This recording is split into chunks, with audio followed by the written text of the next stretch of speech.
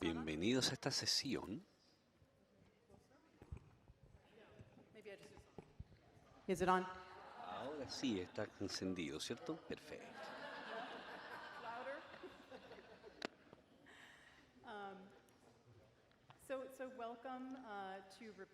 Bienvenido a reparación de temporalidad y espacios del deshacer y gracias. Ha sido un día largo y un día muy enriquecedor. Soy Kathy Wallerstein, soy presidenta de los espacios, de la red de espacios críticos y actualmente estoy en un rol. Esa institución está cerrando temporalmente este verano. Bueno, pero ha estado años, pensábamos eso, por 2 años. De manera tal que voy a estar siendo independiente, una investigadora independiente durante algún tiempo trabajando en algunos proyectos. The Critical Humanities Spaces Network reflects on the work of directing and administering humanities spaces, broadly construed, and encompasses perspectives from different cultures, societies, geographies, and economic and social realities for expansive conversations about the work of the humanities, its purposes, and its publics, and more specifically, the work of spaces for the humanities, whether academic centers and institutes, cultural centers, working group art spaces, and so on. But of course, primarily academic centers. We ask questions around the kinds of critical thinking and research that such spaces enable, around the work of those who direct, administer, curate, accompany, and host critical arts, humanities, and social scientific research and dialogues, and around the affective, aesthetic, social, and political lives that the spaces themselves take on. Last year, we hosted 2 sessions in conjunction with the annual CHCI conference at Duke, Forming the Humanities on Care and Traversing the Humanities on Space, the recordings of which can be viewed online on our page on the CHCI website. This year, our sessions focus on the topic of repair. We initially came up with the topic for this year's CHCI conference in response to the theme of the conference, commotions, critical distance, and construction of the common. We realize that the question of repair cuts across the work many of us are doing in our centers and spaces, and that it also speaks to a temporal tension in the title of this conference, where commotion can be understood as a momentary break or eruption, and as one that fits into a longer project of building something, a commons, together. So this is the second session in what has turned into a trilogy on the topic of repair that we've organized in April in conjunction with the Center for Humanities Research in Cape Town. We held a hybrid event called Repair in the After, a Conversation, with Pumla Gobodo Madikizela and our own Patricia Parker right here on this panel. And in July, we'll be holding a third and last event in this series at Oxford called Pedagogies of Repair, led by Rosinka Chaudhura, sitting at the end of this table, and so more information on that soon. But so please check out the CHCI website for recordings of our past events and to find out about the next one. So for today's conversation, we have 5 speakers from Ireland, South Africa, North Carolina, Chile, and Kolkata, who will each give a very brief, just 5-minute provocation on the question of spaces of repair and for repair, really meant to initiate conversation. So pretty soon after, we'll just open it up to the floor. You know, hopefully you all will have questions for each other, and then we'll just engage in a room-wide conversation. So I will introduce people in their order of appearance. Patricia Parker is Director of the Institute for the Arts and Humanities, the Roel W. Tyson Distinguished Professor of Humanities, and Professor in the Department of Communication at the University of North Carolina at Chapel Hill. Pat's research engages urgent questions at the intersections of race, discourse, and power in organizing processes. Her most recent book is Ella Baker's Catalytic Leadership, a primer on community engagement and communication for social justice, published in 2020 by the University of California Press. Pat's current projects flow from her work as co-chair of the University Commission on History and Race at UNC Chapel Hill, where she is leading efforts to center Black descendant communities in telling the histories of their ancestors and memorializing them while creating pathways toward reckoning, healing, and repair.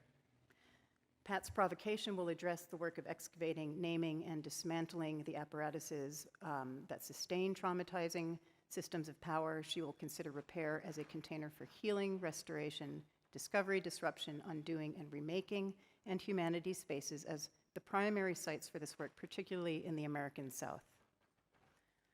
Moritz van Bever-Donker is Associate Professor and Research Manager at the Center for Humanities Research at the University of the Western Cape. He will speak on behalf of himself and Heidi Grunebaum, Associate Professor and Director of the Center for Humanities Research at the University of the Western Cape. Heidi was supposed to be here today but couldn't make it, and so Moritz and she had co-written a piece, and he will present it. Heidi, did I call her Heidi? Heidi, whoops. Heidi's work focuses on social and aesthetic responses to the afterlives of genocide, war, and mass violence, and on the Holocaust, apartheid, and the Palestine Nakba in particular. Moritz's research specializations are in Black consciousness philosophy, post-colonial theory and aesthetics, African philosophy and literatures, and contemporary South African and African history. His presentation on their behalf today speaks to repair from a South African context and from the grounds that shaped the establishment of the Center for Humanities Research in Cape Town. Third, we have Jane Ohlmeyer, who is Erasmus Smith's Professor of Modern History at Trinity College, Dublin.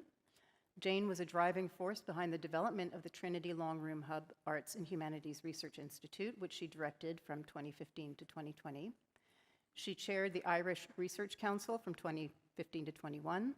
She was principal investigator for shaping interdisciplinary practices in Europe, funded by the European Commission's Horizon 2020 program, and in 2023 received an advanced ERC for Voices, a 5-year project on the lived experiences of women in early modern Ireland, and which begins in September.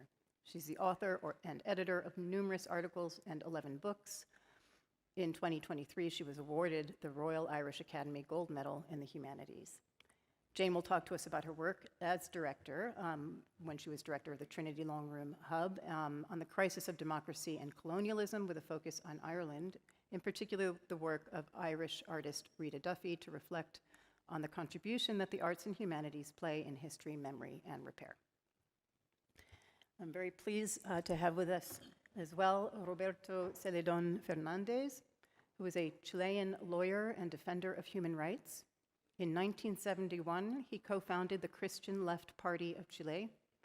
After the coup d'etat on September 11th, he was arrested for providing legal services to detainees, along with his wife, Mercedes, suffering violence and torture at the hands of the dictatorship.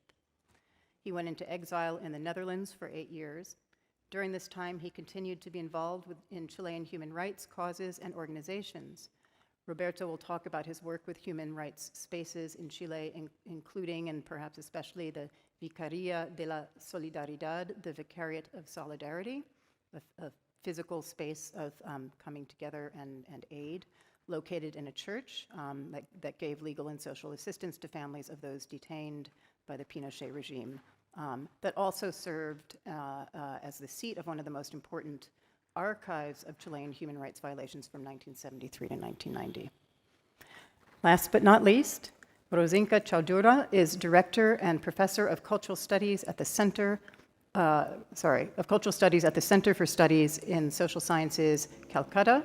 She was inaugural Mellon Professor of the Global South at Oxford University from 2017 to 18, and has held visiting positions at St. Hugh's College, Oxford, King's College, London, Delhi University, Cambridge University, and Columbia University.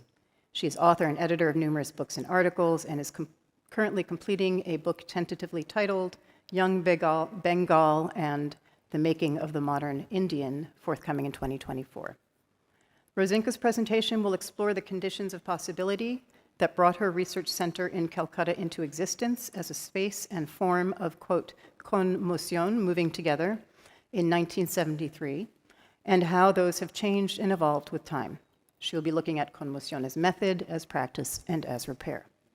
So I'm going to pass the mic to Pat, and then you can each sort of, follow each other, and then we'll open it up for discussion. Thank you.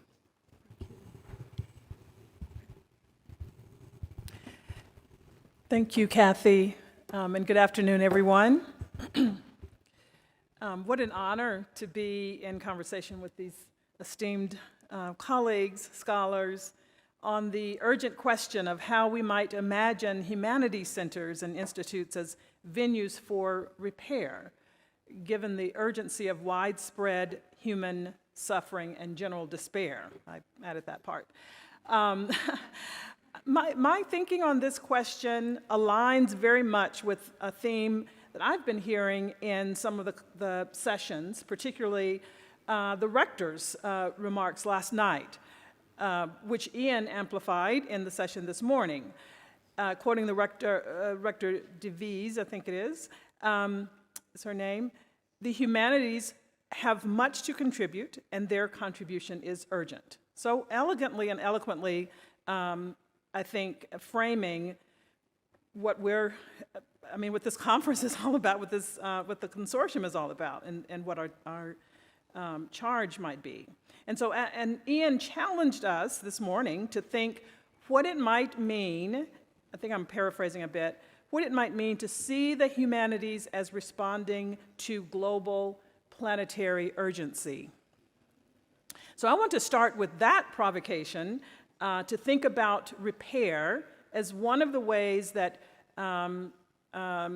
those of us in the humanities are already and can continue to respond to global planetary urgency, which I think is made visible in human suffering and the desire for joy and the desire for a more flourishing humanity.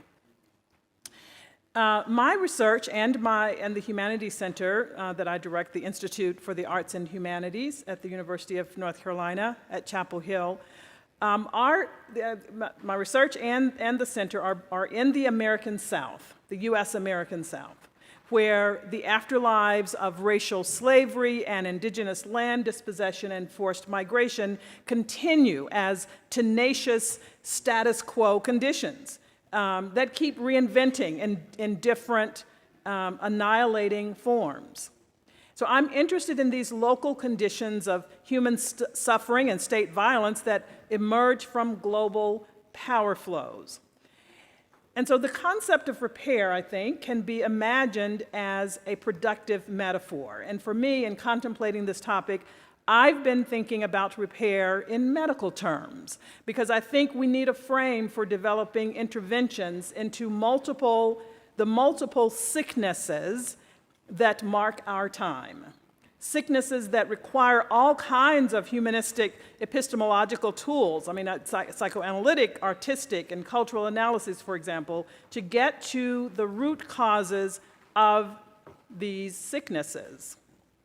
In a preview of this panel back in April, which Kathy alluded to, at the Center for Humanities Research at the University of Western Cape, thank you, Moritz and Haiti, for the invitation there, I raised critical questions about the necessary work of excavating, naming, and dismantling the apparatuses, white supremacy, patriarchy, racial capitalism, militarism, we could name others, those I think are the main ones, that sustain traumatizing systems of power. These, in my view, are the sicknesses that mark our time. I'm thinking about these apparatuses in a way that Fanon thought about the absurdity of the colonial world. Like Fanon, I want to consider the possibilities of a new society in which the colonizer and the colonized, for example, are transformed through a new humanism, where simple binaries, racial, gendered, classed, are no longer possible. I see repair in that sense as an emergent, intellectual, humanistic, and creative process that coheres, however temporarily, and as often as necessary, as a container for healing, restoration, discovery, disruption, undoing, and remaking. So I see this container as discursive, as communicative, as getting to those kinds of asking questions, the urgent questions, and convening conversations, and so forth. So this is the way that I'm thinking about how we can create these possibilities. So in the context of the U.S. American South, there are spaces of all kinds that serve as the primary sites of this work. This includes the humanities centers, like mine at the University of North Carolina, but also what some call cultural identity centers on university campuses and in communities where various publics convene and where humanities, art, and other modes of intellectual vibrancy create possibilities for equitable futures. So at my center, at the Institute for the Arts and Humanities, this is an institute that was born out of the vision of the Institute's first director, Roel Tyson, the namesake for my professorship, and other colleagues at that time, to create a central place to enhance intellectual and scholarly activity by arts and humanities faculty. And that vision was vigorously taken up by the faculty, the staff at that time, and board members and administrators. And I've been reading through some of those documents where the idea for our beautiful building, those of you who came to the conference last year, came to the University of North Carolina, and we had a panel at Hyde Hall, this beautiful monument to the arts and humanities. Usually the monuments are to the business schools. On our campus, the business school it's the McCall building, and we fondly refer to it as Taj Mahal because of its grandeur. But here we have this beautiful monument, if you will, to the arts and humanities. And if you haven't been there, you'll have to come to visit. At any rate, I was reading about the documents for the idea of the building, the institute, and this was proposed. It was debated, and it was, there are all sorts of things that were happening at its founding. And this was in the 1980s, and it was during that era's crisis of neoliberal threats to humanity to advance capitalism and build the military-industrial complex, for example. It was a time when the sciences and supporting science faculty, at least on our campus at that time in the 80s, these were seen as the promise for building a well-resourced global public research university. And Roel Tyson was horrified by the idea that the arts and humanities were being totally eclipsed in that conversation, and rallied the faculty and staff for this calls for support for the arts and humanities, and that these were urgent, and what was at stake was stated explicitly in terms of the criticality of the arts and humanities to the mission of the university, this public university. And so that effort was quite successful in terms of financial support.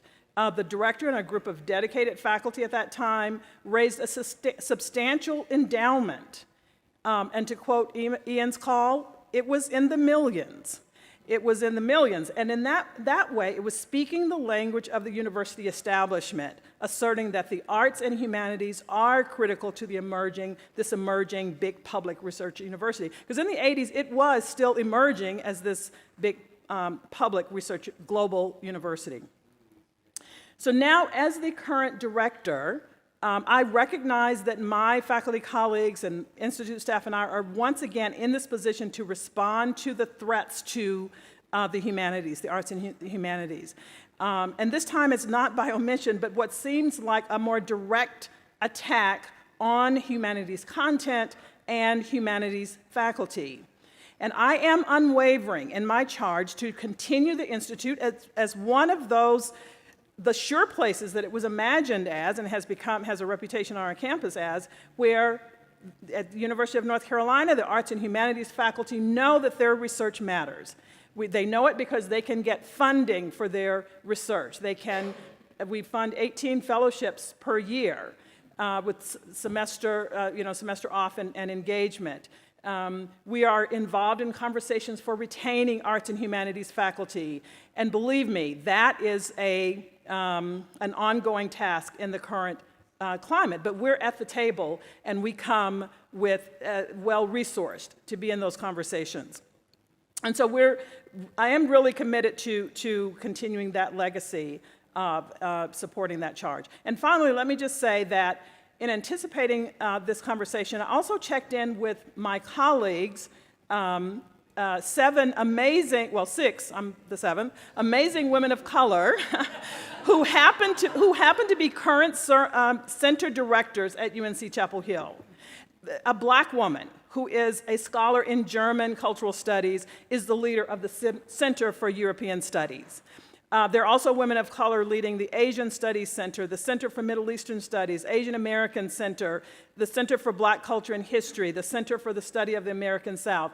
And someone noticed and told us we were there, and so we've been meeting. We started meeting monthly, convening, and understanding our role in this moment. So I think that it's so important I think I'm at time. I have some more to say, and I'll save it for the conversation that's to come. But I do understand that the role, let me just say that I believe that the role of our centers is to carry forward this charge of this consortium. So I want to join with Ian, whatever that call is for the greatness that this consortium can be, I'm all in.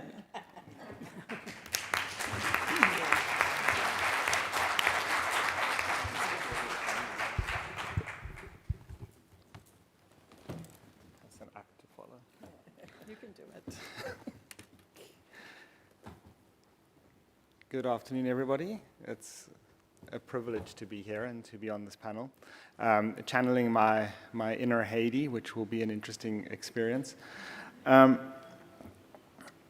So my short presentation will focus on a series of what Haiti and I are referring to as knots, around which our joint paper on the work of the CHR and Thinking Repair from South Africa unfolds. The title of our paper is, and you'll see it eventually in print, is Thinking Repair from South Africa, Knots in the Now After. This co-authored paper comes to the question of repair and creating a space for or of repair from the distinct grounds that shape the establishment of the CHR. Repair is often thought of through ideas of reconciliation or reparation. This is, we might say, an established itinerary that holds the two in a reparative bond.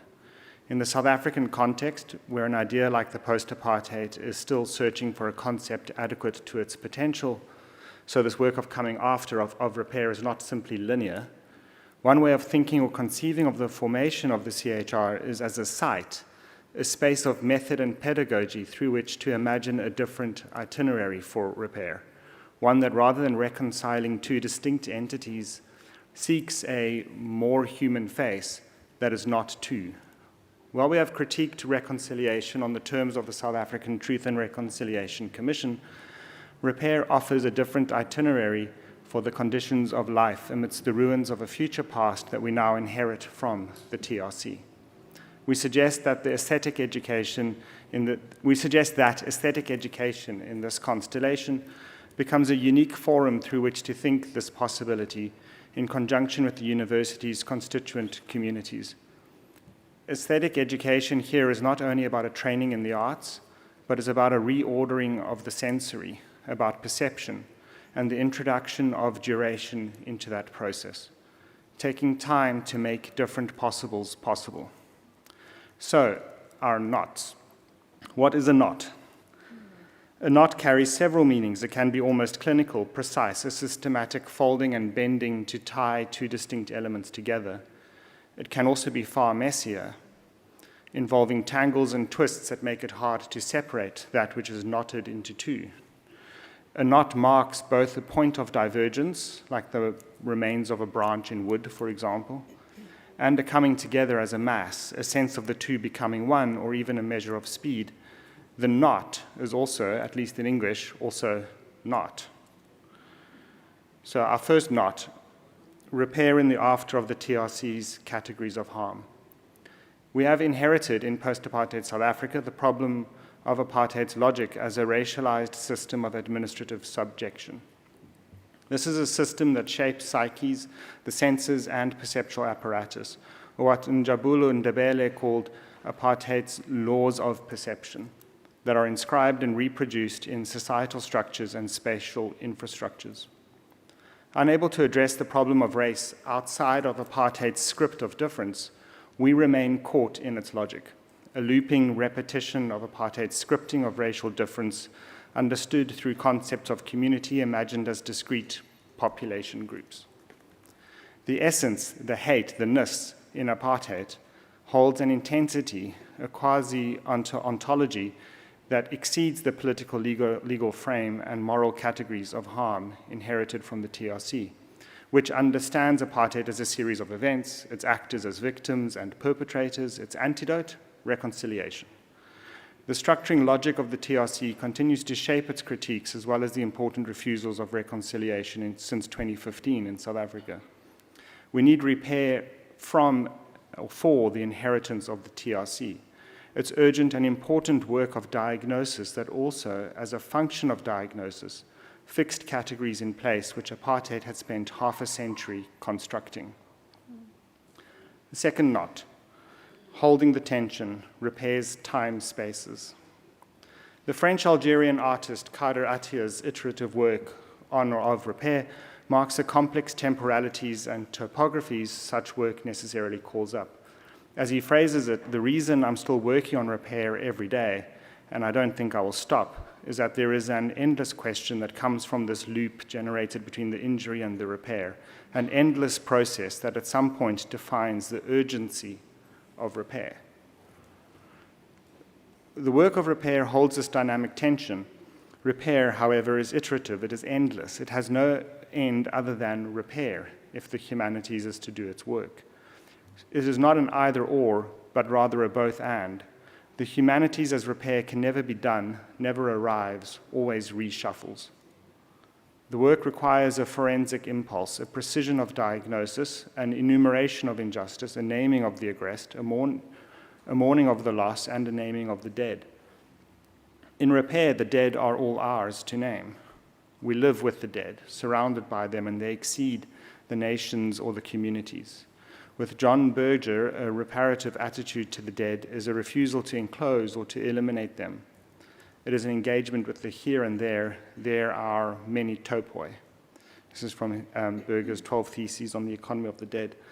So as to invent with Césaire and Winter a humanism that might be adequate to the work of repair, a humanism that comes to form one of the constituencies of repair. Third knot. Critical humanities spaces. I hope this refers to many of you. The attentive listener may already have begun to list the troubles that echo through that haunt these knots of the legacies of partition that repair attempts to hold. The disciplines in the humanities, for example, are part of the work of repair, but as parts they are necessarily both implicated and inadequate. Humanities centers open transdisciplinary and non-disciplinary, or perhaps even undisciplinable, spaces necessary for repair.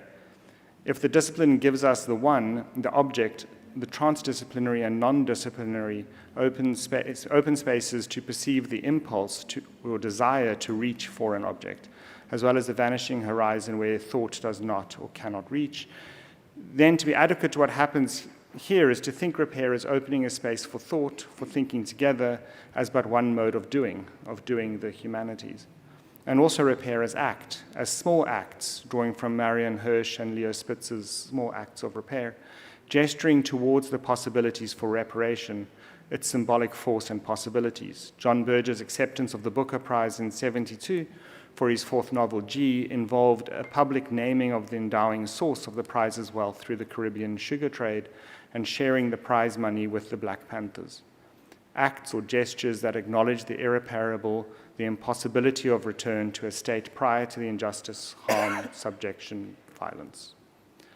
The work of repair makes the irreparable visible. It fractures discipline, troubles the trouble of partition while drawing on the legacies of that partition as its urgency. To think repair from South Africa in a time of convergence of racial capitalism, technological determinism, and rising fascism globally is to wager, through and beyond the TRC's politico-legal script of victim and perpetrator, that an aesthetic education might reconstitute a relational terrain of thought which encounters a condition of partition or difference for which unmaking there is no singular disciplinary logic, no perceivable epistemic or archival object. To repair, we must, to paraphrase Amy Césaire, invent. This invention is at work in the interventions of, for example, the sculptural work of one of our artists in residence, Chumisa Fichler, or the redistribution of the sensory through the kinetic work on and with objects produced in our laboratory of kinetic objects, yes, the puppets, at the CHR. These works come out of, interrupt, and blend with the more traditional academic work in the center. We are constantly translating in both directions, reworking that requires a slowed down time of learning to learn, a pedagogy of repair. Thank you.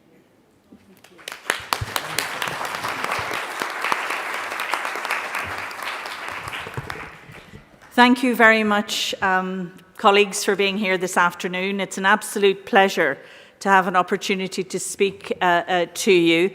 I had the privilege of being a member of the CHCI board, and to see old friends and to make new ones is great for your heart, if nothing else. It's just been fantastic to be here in Santiago, so a huge thank you.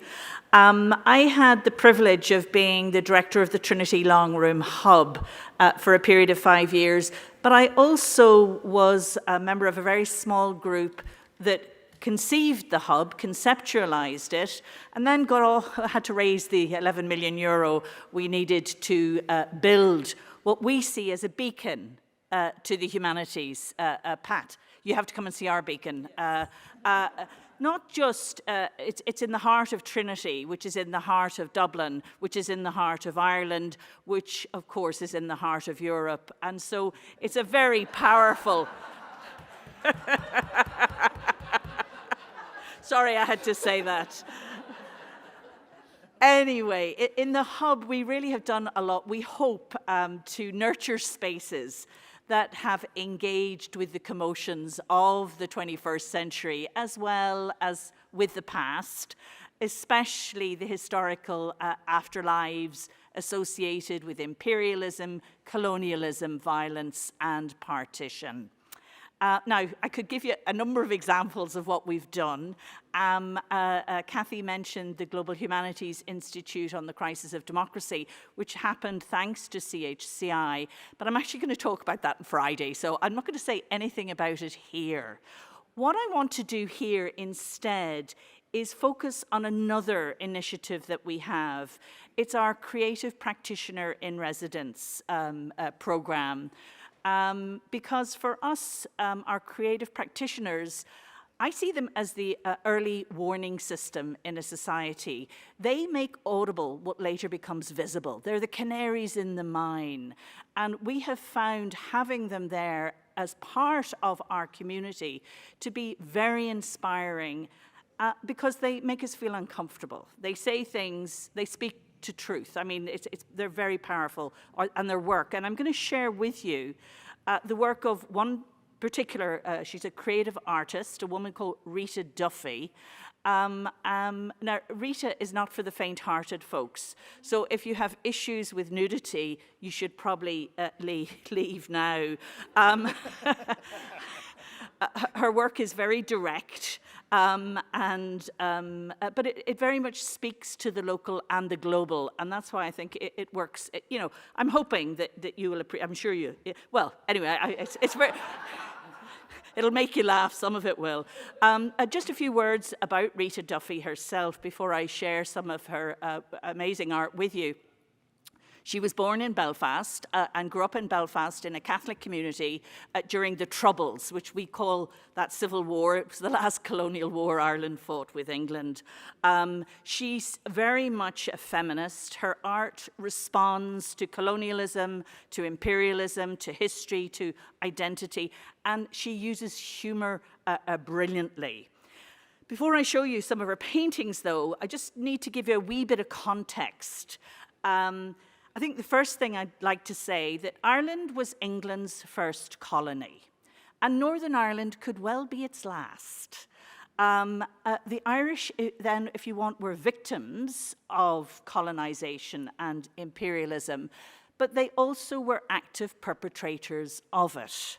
Not just in the English/British Empire, but they were extremely active in the Portuguese Empire, the French Empire, and of course the Spanish Empire. This university is situated on the Avenue Bernardo O'Higgins. You don't need a clue where he came from, do you? So he was the son of Ambrose O'Higgins, who was a very important figure in the Spanish military, born in Sligo in Ireland. So Ireland is all over empire, including the Spanish one. And I think that's the first thing that I think we need to bear in mind here. It's complicated.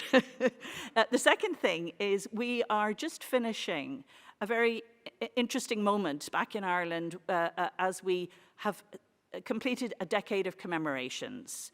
So we have been reflecting on some very important moments, beginning with our Irish engagement in the First World War, 1916, which was the beginning of the movement for Irish independence, but also partition. 1920, Ireland was partitioned, and Ireland then fought a civil war. It was, more people died in that civil war than had died in the War of Independence against Britain. So it's been a really important moment, really reflecting on what we remember, what we forget, and actually I think it's been a liberating moment for us as a nation, able to confront our past in a very healthy way. And again, the Hub has played, I think, a very important role in that decade of commemoration. And then the third contextual point I want to make quickly actually takes us to the 25th of May, 2020, and the murder of George Floyd. There was an unprecedented response in Ireland to Floyd's murder, and it was really compounded then with the very poignant death of a man called George Nikenko in Dublin very shortly thereafter. So as part of a wider attempt to confront racism in Ireland, and remember, Ireland is one of the most racist countries in Europe, sadly, I have to say that. There have been a lot of conversations about how to decolonize Irish history, to engage with colonial afterlives, very much in the context of the universities and the cultural institutions, but there's been a much wider public conversation. And again, I'd like to think the Trinity Longroom Hub has been at the forefront of that. And this brings me now to Rita's work as an example of what we've been doing. I don't know, we should have slides. I hope I have slides. I've got the clicker. They're behind me. Now, I'm not sure what I click it at, but let's just try. Oh, I'm clicking it there. All right, let's start. So Rita is a artist in residence. Can we get the lights down, folks, just so you can see some of these? They're very powerful drawings. So she's in residence just as the pandemic breaks out. So we're now at the height of the pandemic. Obviously, the Black Lives Matter movement, and of course, Trump is the president in the United States. And Rita did a series of drawings called The Emperor Has No Clothes, very much invoking Jonathan Swift and Gulliver's Travels, again with an emphasis on the nude body. We'll go to the next slide, yeah. You've got the sagging belly, the flabby buttocks, the limp penis. I mean, this visual language that deals with the grotesque, but also articulates Rita's sheer fury at what's going on in the world. So she did these literally in response to Floyd's murder in the Hub. And she was just churning them out day after day after day. And I can't tell you just how powerful it was for us at that moment dealing with some of these issues. But she also conceived a very important triptych, 3 paintings that I'll share with you. This is the first one, and I'm going to come back and talk about Epiphany in greater detail in a moment. But it's really a triptych for our times. For me, it's very Bruegel-esque, some of these painters. So this is land.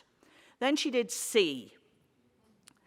So here what we have is W.B. Yeats sailing to Byzantium, Belfast to Byzantium.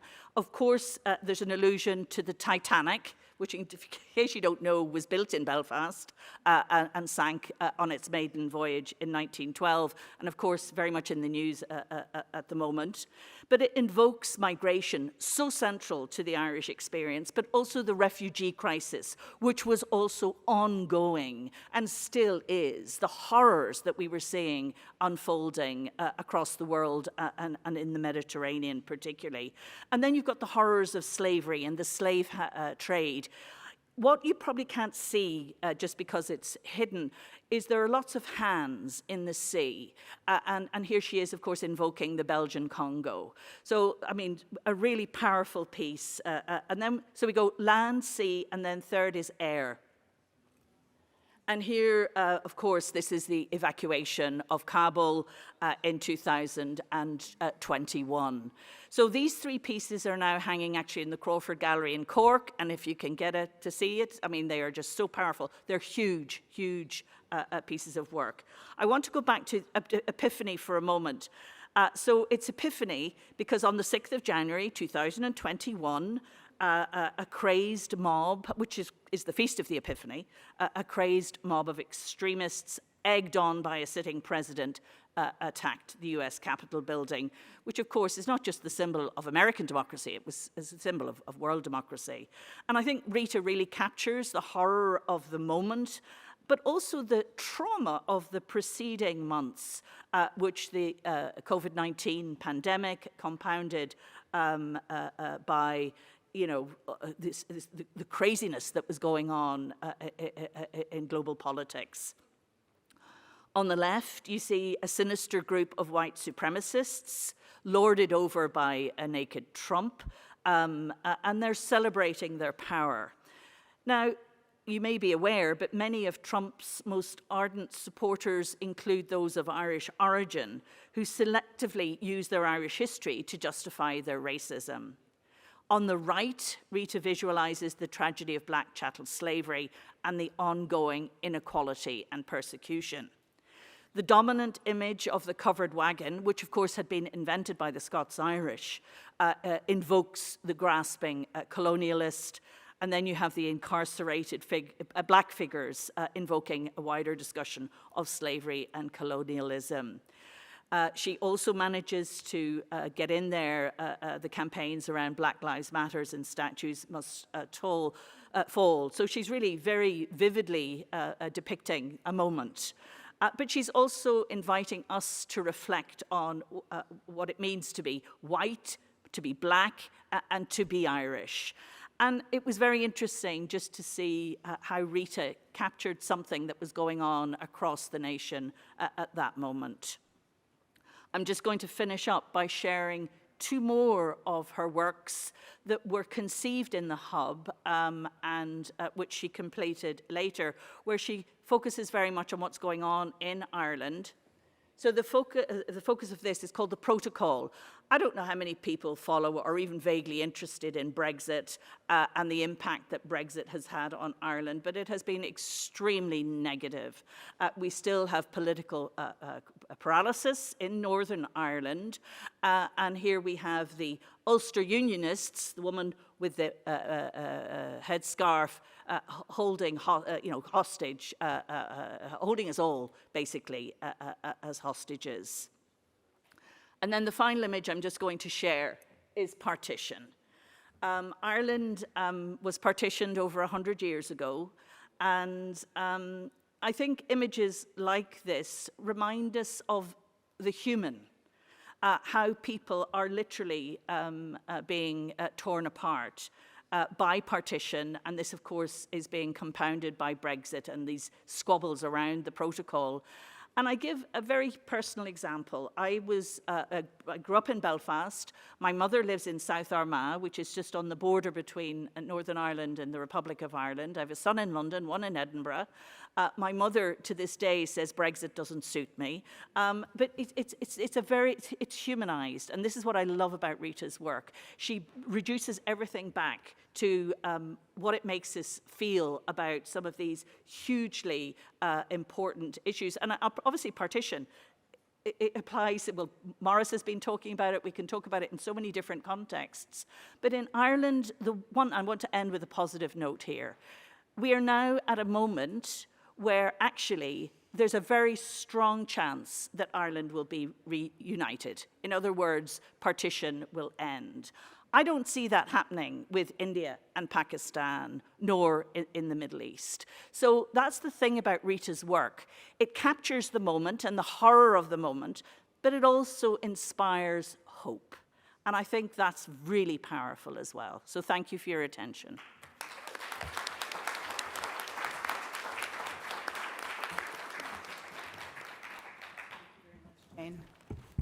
Roberto. Muchas gracias por la invitación. Soy el único de habla hispana. Does everybody on the panel have? Should we just take half it? Thank you, Andres. Okay. How many do we need? 2?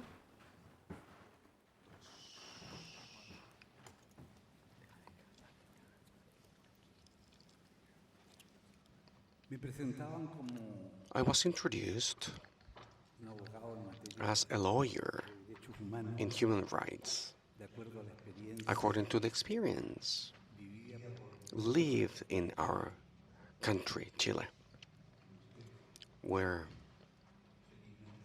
you are happily visiting us today.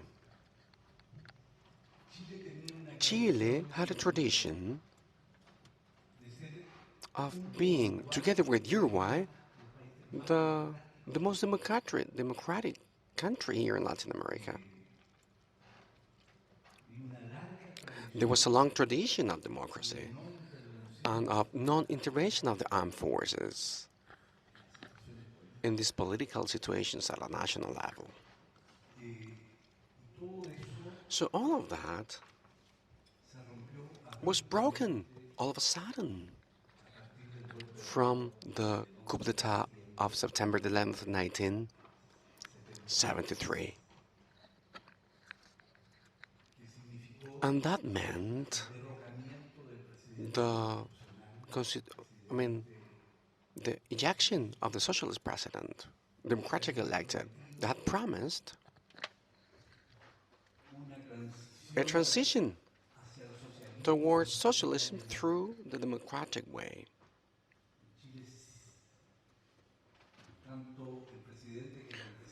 The president before Allende, Eduardo Frei Montalva, had promised a revolution through freedom in order to finish with the injustices, the inequities, inequalities that existed before in our country.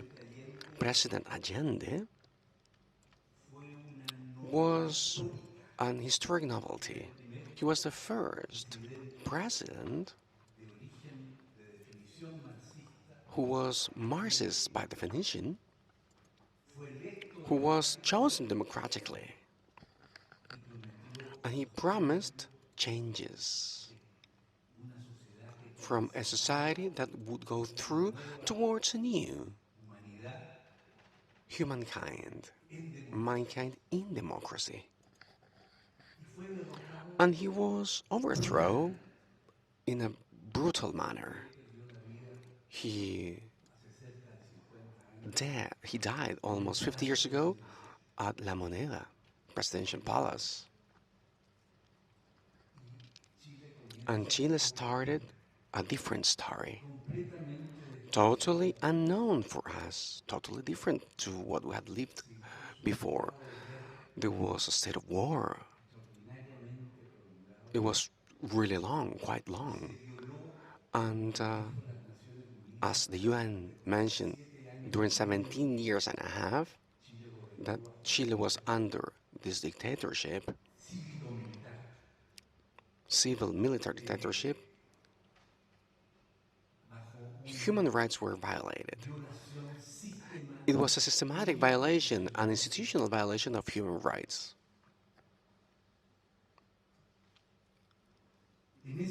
In that context, The fight for defending human rights, the struggle for defending them, it was a priority. It was a fundamental, vital priority. It was related to survival. The dictatorship and some peers in Latin America, I mean, they were considered as, I mean, the way related to an ideology of additional safety or security. This ideology of national security, of national safety, introduced a concept, evil concept, if you allow me to mention that, an evil concept of this internal enemy, inner enemy. This inner enemy, it is the one who was against the system, which was there before the transformation processes that I placed them in Chile since the 60s up until 1973.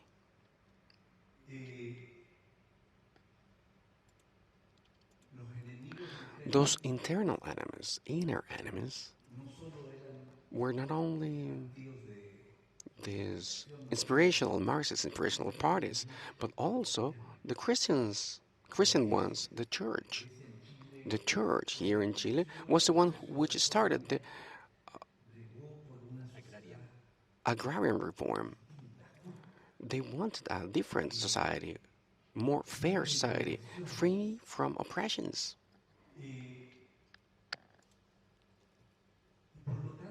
So therefore, the internal enemy, who was not visible or tangible, such as when there is a conflict or a war between countries,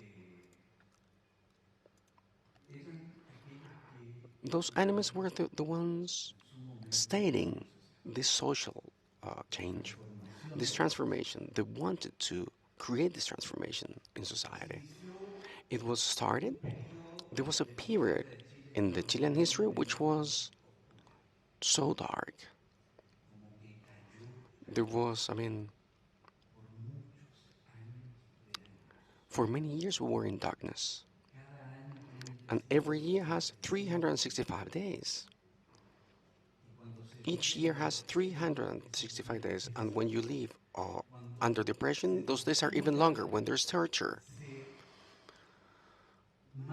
When there are people being murdered, where people are disappeared.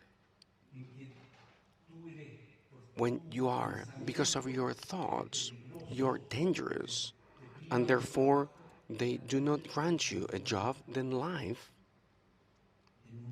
is a survival duty. And human rights,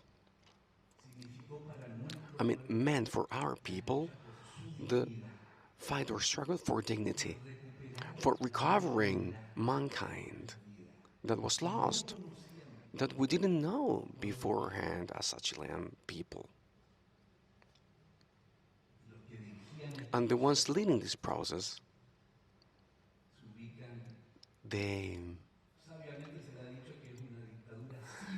it's been said to be a civil military dictatorship, wisely mentioned, because the strength was given by the military forces, but the political project and the ideological project behind or supporting it was given by small groups of civilians from a certain ideology, right-wing ideology, extraordinarily old-fashioned.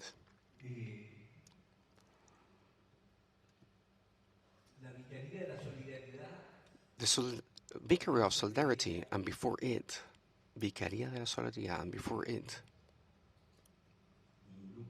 a group of churches from different denominations and thoughts founded this Committee for Peace, headed by the Catholic Church, but Lutheran Church were there as well, evangelists. So they were the ones who created and they raised their voices and they went to tribunal courts to defend life and liberty, freedom of people.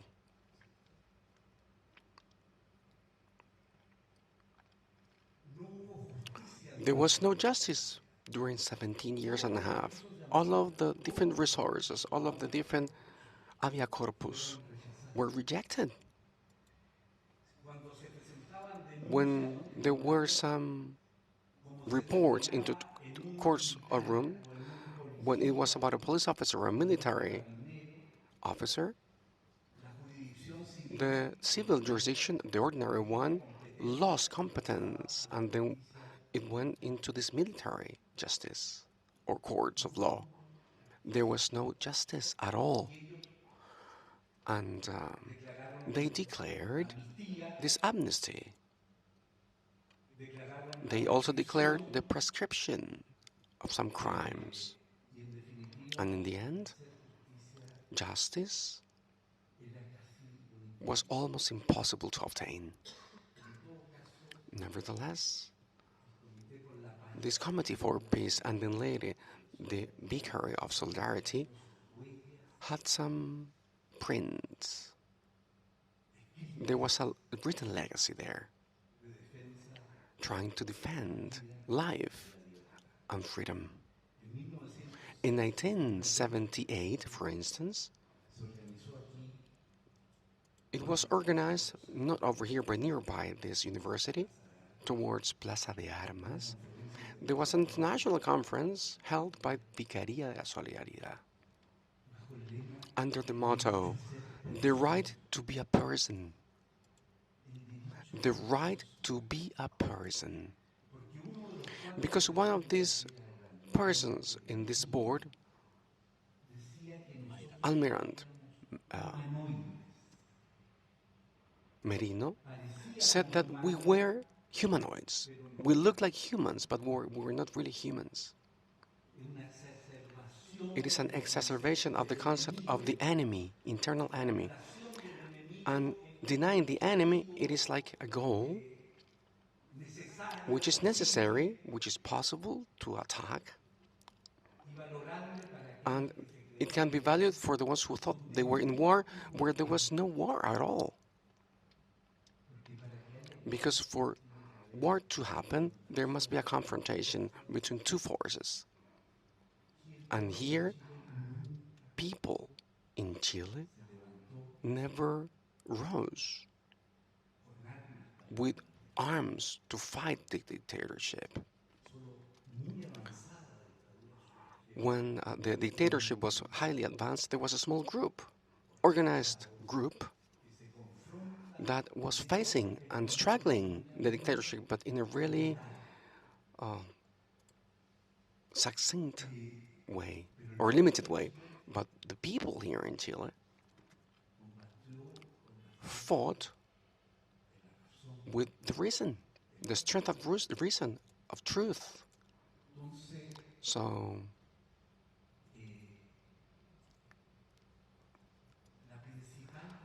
the main battle that was taken, that occurred, and the different groups, agrupations of human rights, led basically by women, both from those who were executed, killed, in jail, people who had disappeared, all of those women, the main defense group of human rights were women here in Chile.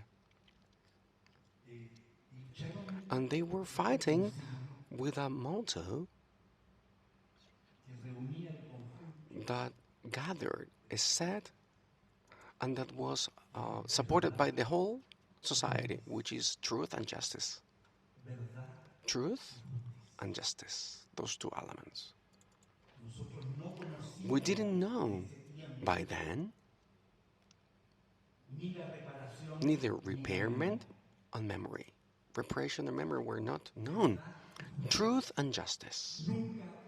There was no truth, neither truth nor justice during the dictatorship.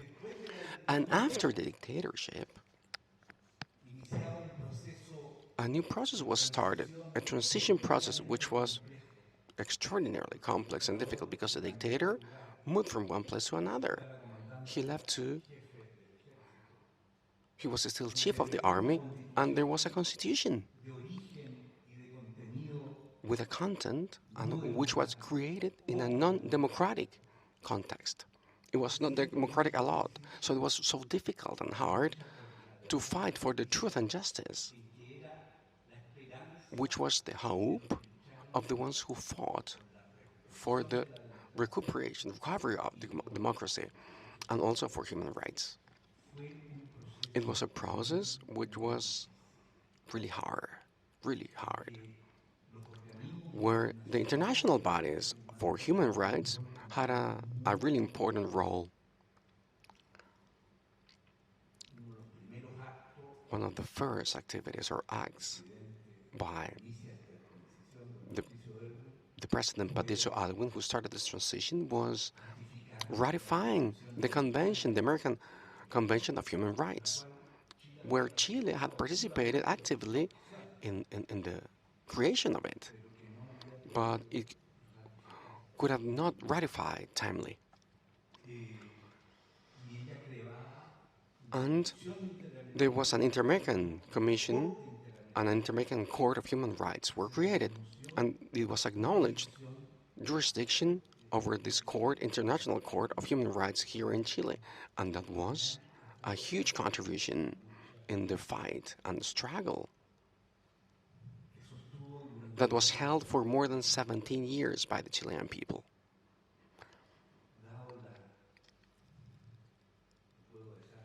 I have to mention one word about you, about yourselves, from what I've heard and from what I understand. Without the international solidarity, that task, that duty, would have been almost impossible. It was a struggle, a fight, totally unfair, an unfair fight. And you, from what I've heard, you have expressed the best of what the Chilean people received while we were in this dictatorship, oppressed by the dictatorship. There was a flow of mankind, humanity, given by you that welcomed us for quite a long time, or for a time. And it always safeguarded for in Chile, following a tradition that it was heroic, and it was led by Salvador Allende when he died in La Moneda, the president's palace. We wanted to recover what Cardinal, Bishop Silva Enrique, he was a great fighter for the democracy and human rights. He called the soul of Chile, the spirit, the soul of Chile, of the people in Chile. It is not compatible with dictatorship, with arbitrarity, with abuses. So we respect the legal framework, but without any abuse or arbitrarities. So that fight, that struggle in a more favorable context has another pace, some other contents, a different rhythm from the 90s on. It was also really hard. Nothing has been simple or easy. But the truth and fair was still present there, was still important. And progressively, the resolutions were not taken into considerations, the ones who declared the prescription of amnesty. Because from one viewpoint, from the international law, talking about human rights, that was not acknowledged. Amnesty was not acknowledged, and the prescription was not acknowledged as a way or manner of not facing or not trying to find truth and justice. So they were progressively condemned. Not only the head, not the head of these movements, but many of them who participated in this violation, brutal violations, oftentimes.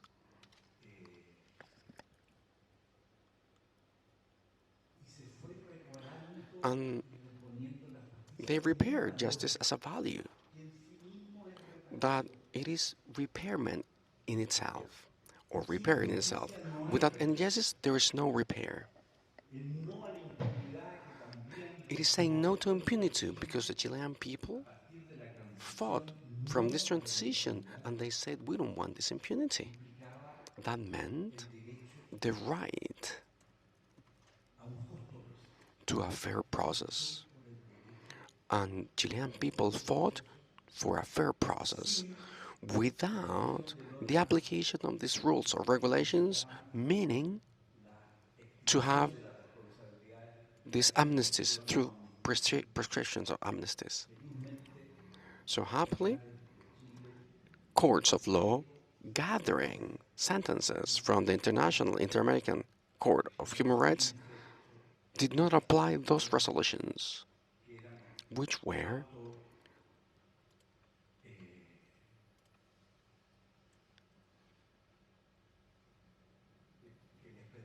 which allowed the militaries not to be persecuted or not to be pursued. This repair, it is something quite advanced in this century. Initially, this struggle for human rights, for truth and justice, and this repair here in Chile, because of different deficiencies or things which were not enough, insufficiencies of our legal tradition, the repair, it is connected to the concept of indemnity. And this moral damage, which has to be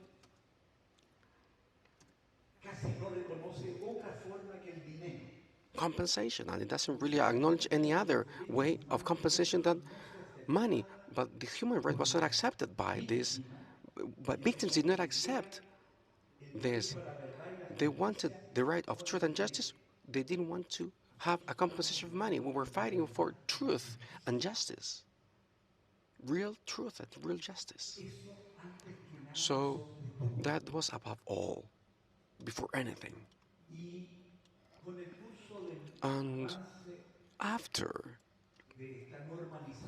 this normalization, where there was justice and impunity was being condemned at an international level, they also integrated, for the ones who fight for human rights, they got this concept that comes from international law, this repair right and this right to memory, the right for memory, which is so important. This repair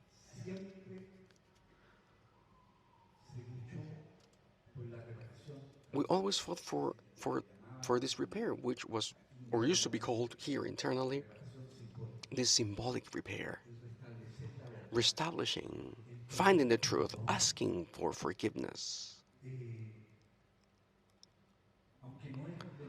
Though it is no vocabulary or language which is being internalized by the courts of law here in Chile.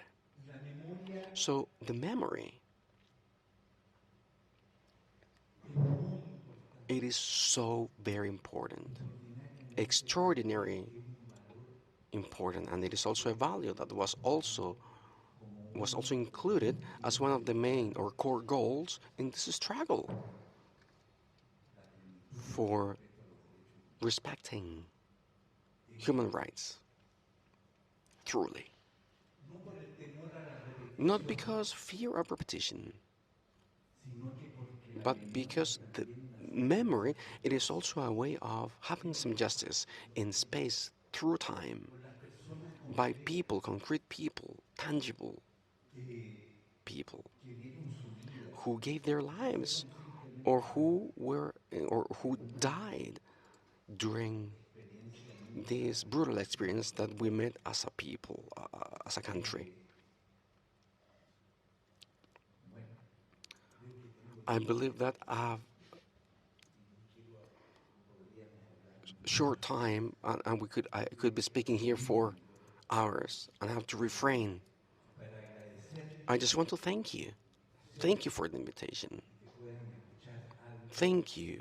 I am thankful because you can listen to a part of our history. I want to thank you because you are an expression of the peoples and of mankind. You rose your flags of freedoms and fraternity, and you have shared our fight and some other fights and struggles, just like the ones of South African peoples, Ireland, Irish people.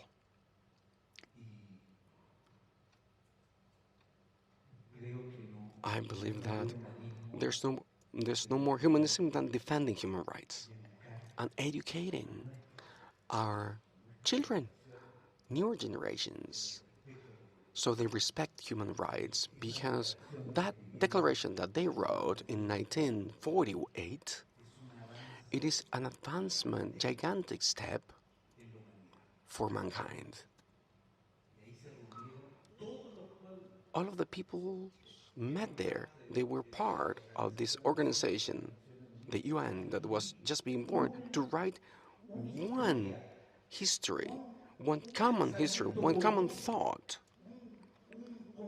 one set of rights where we were acknowledging each other, no matter of what was happening in each of the countries. René Cassin was leading a French jurist with Madame Roosevelt. I mean, they were there. It was the wife of the president of France, and all of them from China, Soviet Union, people, Muslims, all of them were united. All them together from this declaration, universal declaration. We could have one text uniting all mankind that allowed us to finish discrimination, supremacies, which some believe they have over others, so that we all have mankind and a country which is fair and good for everyone. Thank you very much.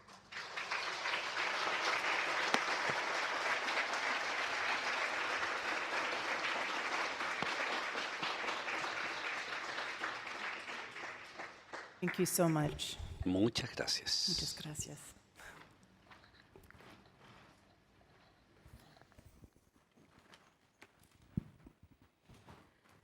That was very moving.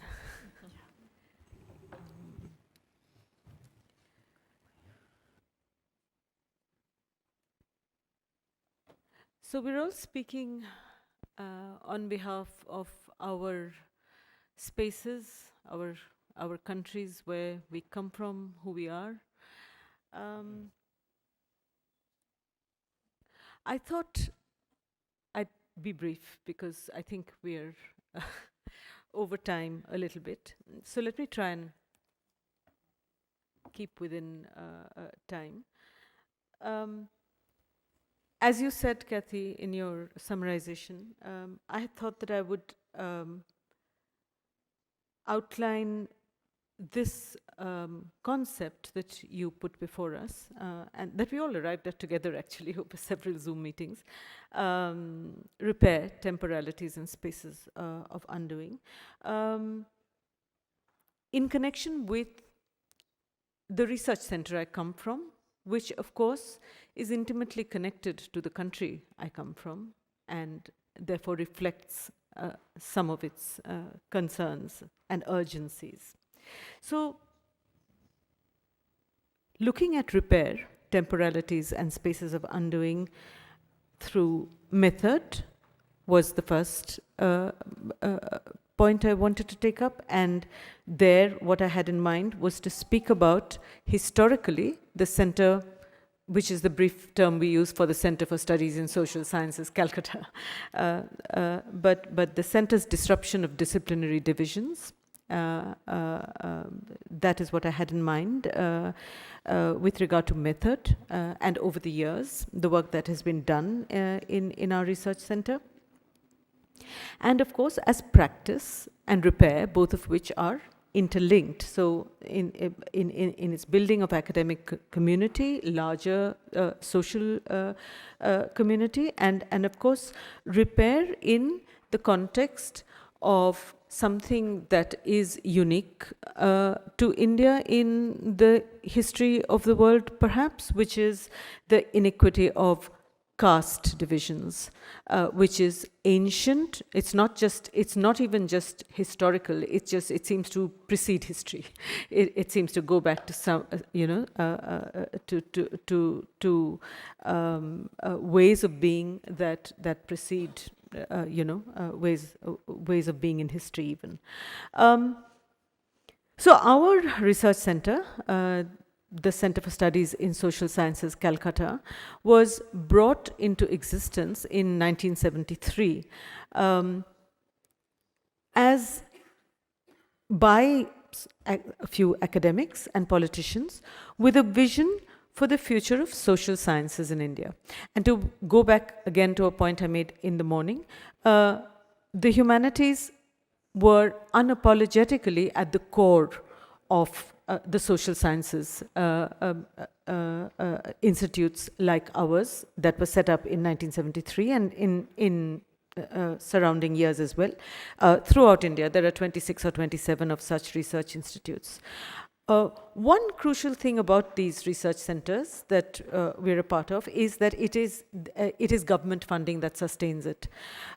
This brings its own challenges of limited resources. The government always gives less money than anybody else in most countries, I think. And yet also it gives us an unexpected provision of a space of refuge. That's something I won't go into very much now, but we can bring it up in discussion if you wish. So as method, as commotion, as a form of togetherness, what this has meant in the CHCI has been the construction over time of an academic commons, best exemplified in the work now known worldwide as subaltern studies. Many of the founders of the subaltern studies movement were faculty at the CHCI, names that all of you know from your academic work: Partho Chatterjee, Dipesh Chakraborty, Gautam Bhadra, Gyan Pandey, Shumit Sarkar. Repair as the temporality and spaces of undoing was achieved by using the space of the center as a refuge for these scholars in a time of urgencies to do with the subaltern studies group's primary focus of undoing, the undoing of nationalist, colonial and elitist histories, and to recover, examine and privilege the agency of the underclass, the subaltern, within the networks of capitalism, colonialism and nationalism. I think space and temporality are both very important here in relation to method, both the space of the center as an academic nerve center, but also the location of the center itself in the city of Calcutta, marginal by then already in the geopolitics of Indian nation building. And so much of what we've said here really about our spaces as spaces of repair, the centers that we each come from, they're all defined by where they are. They're responding to where they are. It's location is everything. 2 and 3, practice and repair, come together because if the building of community, in the words of the manifesto we have for this annual meeting here, is, and I'm quoting from their manifesto, is with, if the building of community is with and through difference as the vehicle for enduring positive disruption, then that practice has always included the work of repair. In the building of community, not just the center, the CHCI, but the country itself, since independence in 1947, has had to deal with difference, largely through the category of caste. In the time of subaltern studies, the center was involved in the theorization and propagation of a reparative pedagogy. That was the thrust, really, the reparative pedagogy that worked from an understanding of subjecthood as driven by social justice and political rebellion. For us, interestingly, in the new present, committing to repair in practice means implementing a curricula that critiques hegemonic, colonial, ethnocentrist or casteist epistemologies, mobilizing decolonial theory and practice, and demanding that we recognize and situate our own positionality. So while I put all that out there as points to reflect on, what I wanted to sort of dwell on for a moment, and I'll end with this, is to make it personal and to bring my own experience of repair in the context of our lived everyday lives at spaces such as my center through the unexpected role that language plays in my classroom as well as outside in Dalit political articulation. I will not give you a history of the implementation of the reservation roster, but a rudimentary model of this was first introduced for marginalized sections in the colonial era and subsequently broadened by Dr. Ambedkar on attainment of Indian independence. Suffice it to say that various government commissions over the years, the best of which is known as the Mandal Commission, implemented reservations in government jobs in stages since the mid-1990s. But it wasn't until 2007 that student admissions and faculty hire reservations began to be properly implemented. So change has been slow to achieve, as you can see. But what does this mean in the class? For one, when I teach, I can see before me a room, much like this one, divided by an aisle down the middle that literally and physically separate into two sections. On the one side are those who have had a top urban education, are fluent in English, and can reference Foucault or Lacan with dreadful ease. While on the other are a huddle of those who come from the remotest districts, from farming, fishing, and laboring communities, who have difficulty with English and often need the lesson, or perhaps a particularly abstruse point that we're making, to be translated into their own language, which in my state is Bengali. Sometimes even extra classes, which we do take. Reservation has enabled them to be there. And these students are often very good at their work, producing excellent dissertations, exploiting their own local ethnography, bringing the readings we introduce them into play while doing so. Language divides them in the classroom, but never outside of it. And if we sympathize too much with them on the oppressive hegemony of global English, we are reminded by their responses that English is also the language of desire. Importantly, outside the classroom, English is the language that Dalits have claimed, and I'm assuming everybody knows what Dalit stands for the untouchable castes in India. English is the language that Dalits have claimed in India as their language of choice. They say it is unmarked by caste. Every other Indian language has markings of caste in just the way in which the language is spoken. English is free of that. However hard the struggle, therefore, if they wish to use it, the English language, as teachers, we must enable them to do so, for that will open doors for them outward. So repair in this context, for me, every day in the class, means to listen, to help, and crucially, not to interfere. Thank you.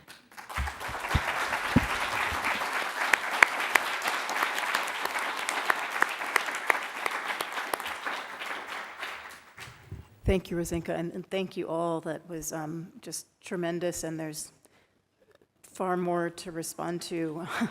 We could use a day for response. And I know, is Aaron here? Aaron, how much time do we have for none at all? 5 minutes? No? Okay. He's the man. Yeah, we had to start late a little bit? A little bit? Okay. Oh, he needs to. I didn't understand.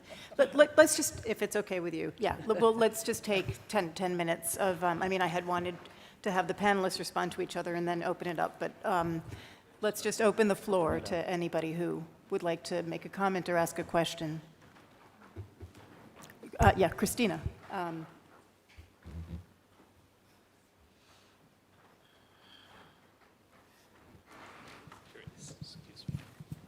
Can you speak to, given some of the context you've raised, what it means to talk about repair in situations of active harm from the situation of humanities centers?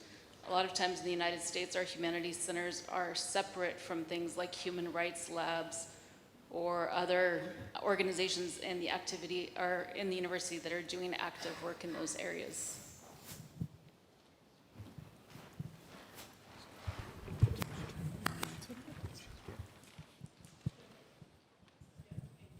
I want to add to that because I think structurally ethnic studies are housed in their own centers, and that's where reparation and repair is normally thought of.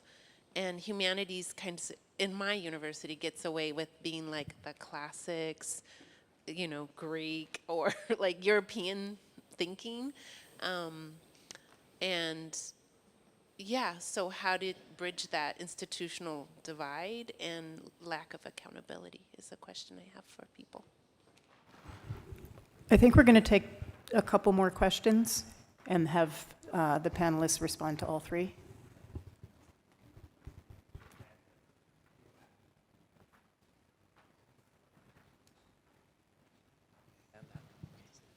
Hi, I think I'll add on to those questions as well. Thinking about repair within a context of colonialism and in North America at least, where universities are colonial institutions, land grabbing, land grant institutions, and is there a way to repair the university in that context as well, and the role of humanities in that project?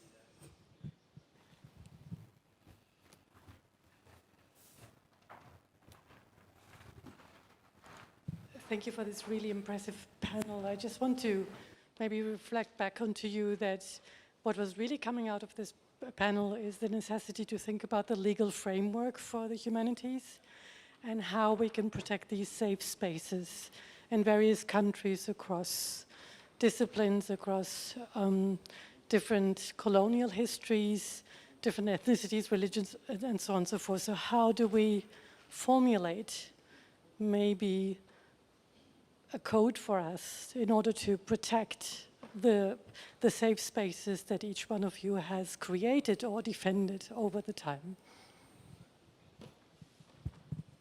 Thank you.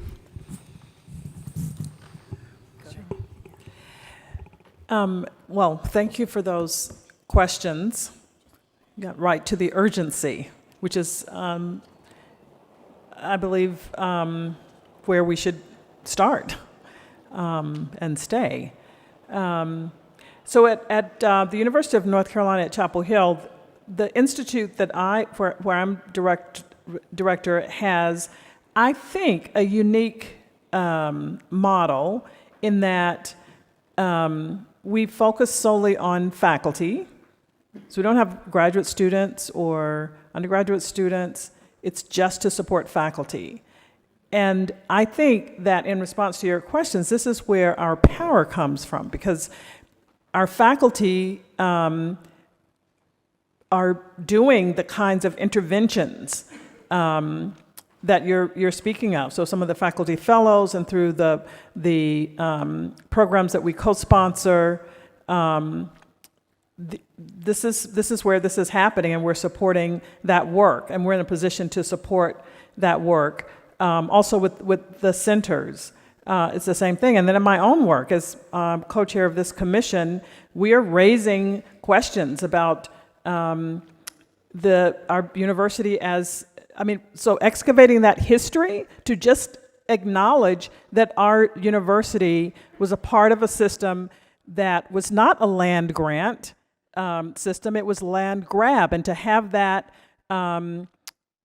history told publicly, as we did at when we convened the University Studying Slavery Consortium conference on our campus, and had some truth-telling in that. So I think that this is the place where we're trying to do that intervention. And the second thing I'll say about in terms of protecting the spaces, we have, as I mentioned, this endowment that kind of puts us in the language of the institution.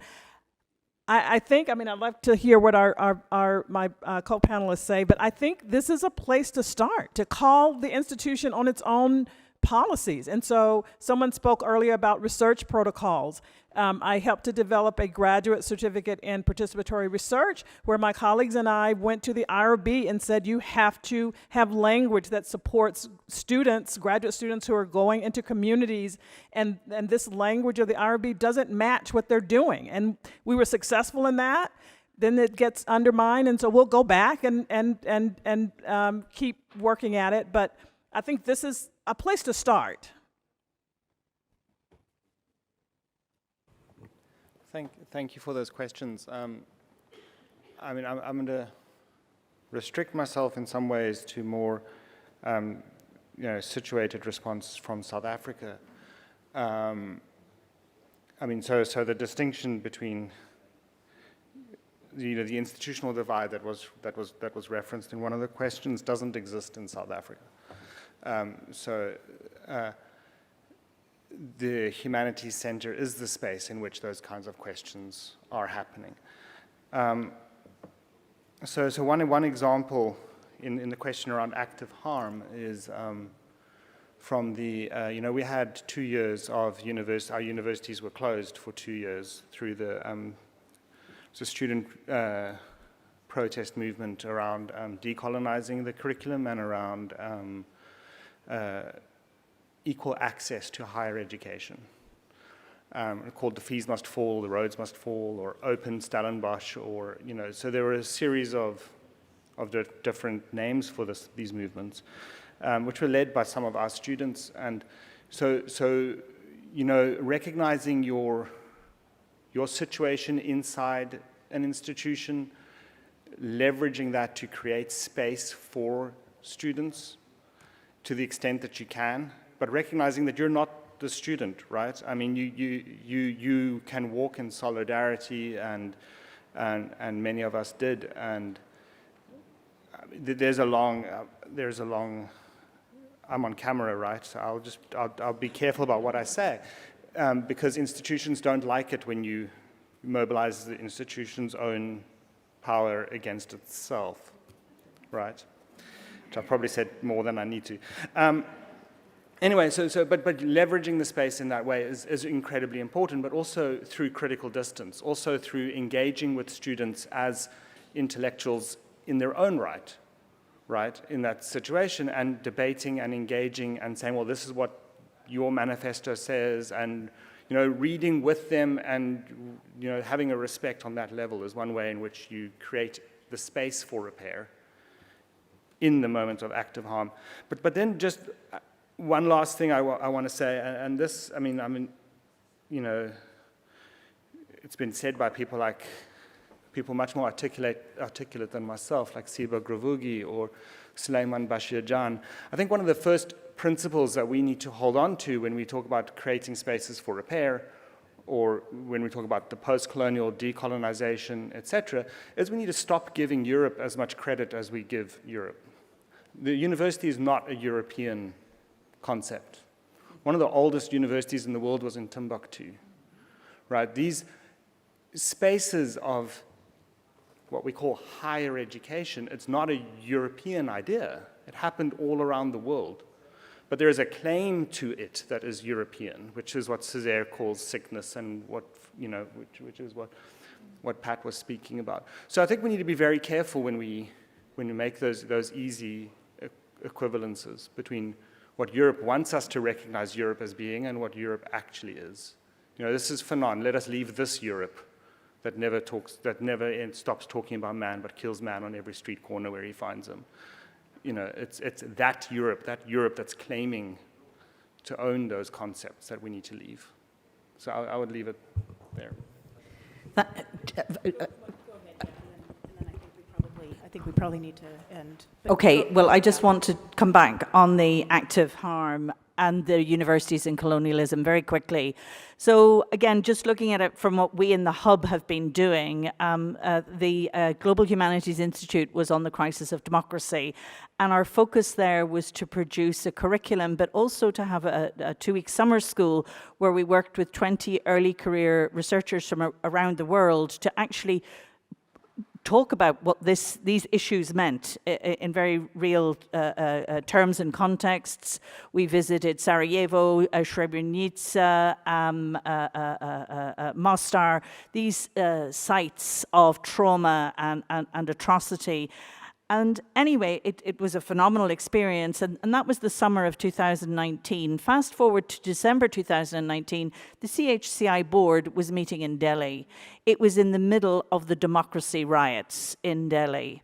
And 2 of the early career researchers who had been with us in Dubrovnik 6 months earlier said, and they were at the heart then of the student protests that were going on in Delhi at that moment, and they said, I cannot tell you how important that summer school was in equipping us to deal with what we are now, the lived experience of the active trauma and the dangerous situation we're in.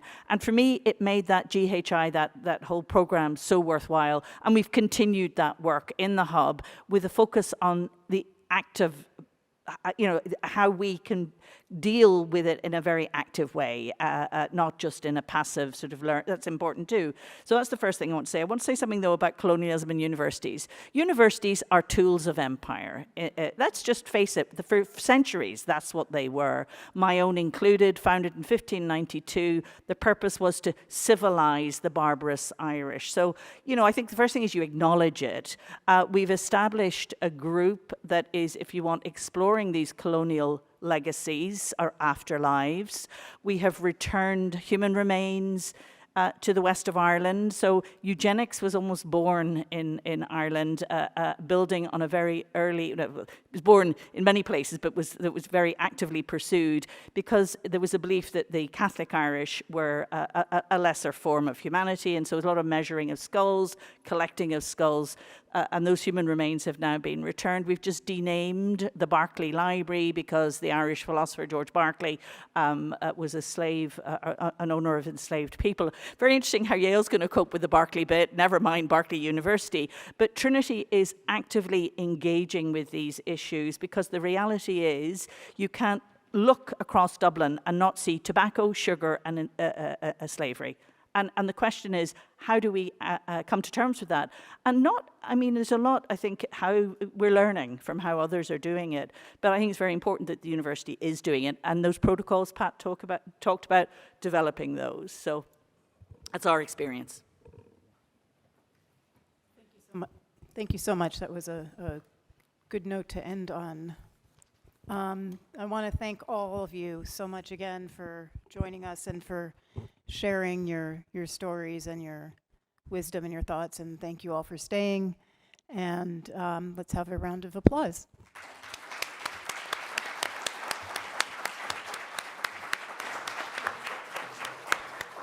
Just a very quick note that the formal dinner is not formal in dress. So come as you are. Yep.